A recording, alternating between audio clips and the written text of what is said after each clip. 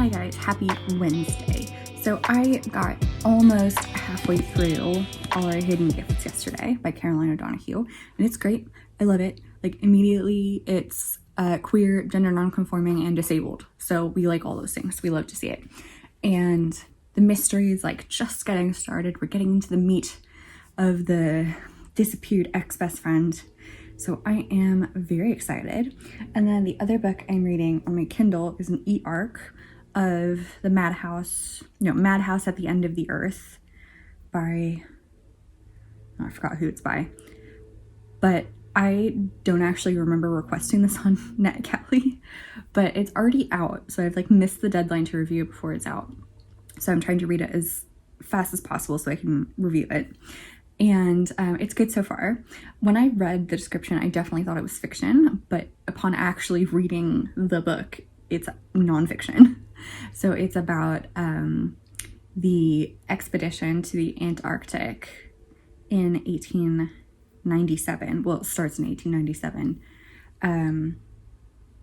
Aboard the ship, the Belgica. So every time I read this book, I get Odessa by the Bee Gees stuck in my head. So I'm hoping that stops. Like, I like the song, but it's been 3 days now and I don't like it that much.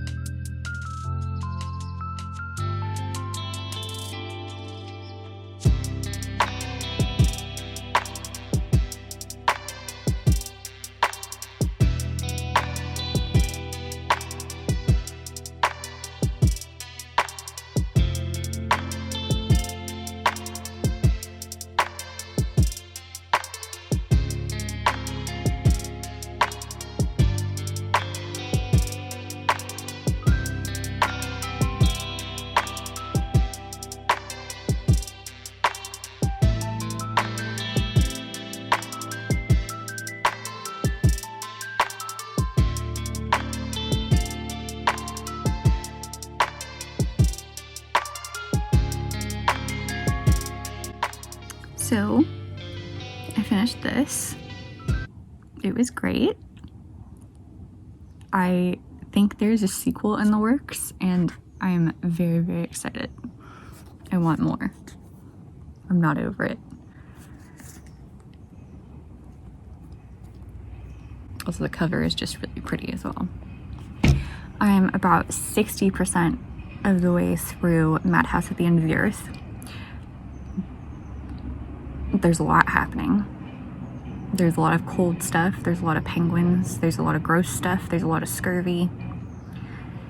So I'm hoping that these guys are okay soon.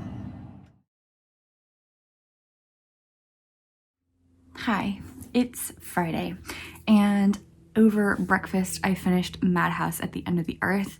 I got almost to the end last night, but then I fell asleep. So I had half the epilogue and the author's note left to read this morning. And it was good. It was a pretty harrowing tale of mental anguish and questionable food and a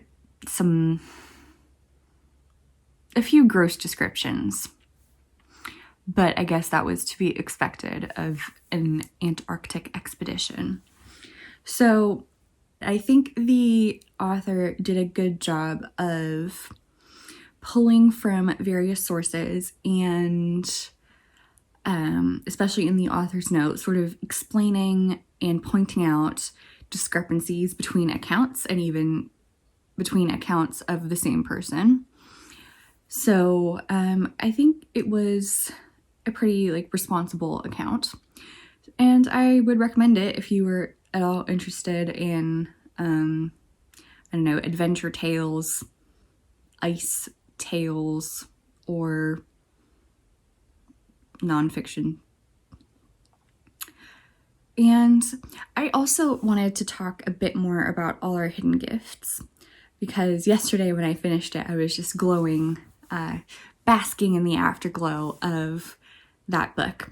And what I liked a lot about it, but something that I really appreciate about that book and Caroline O'Donohue's writing in general is that she makes sure to show Irish history and Irish colonial legacy, or rather the legacy of colonialism in Ireland, and doesn't shy away from, horrible things in the often quite recent Irish past. So, for example, this book talks about Magdalen Laundries and the very recent repeal of the 8th that banned abortion, and the also recent vote to legalize gay marriage, and also talked about how divorce was illegal in Ireland until 1995. And this is all also important to the story, but I think it's just important to know that about Ireland in general, especially when reading, Irish fiction. So, and it's also very clear that there is a right side and a wrong side to these debates, and that being gay and being queer in public is not a transgression, and that if people have a problem with it, it's their problem, not anyone else's. And so there are some descriptions of hate crimes against queer people in particular. So if you are sensitive to that, please proceed with caution. I think it was well executed, and it never feels salacious.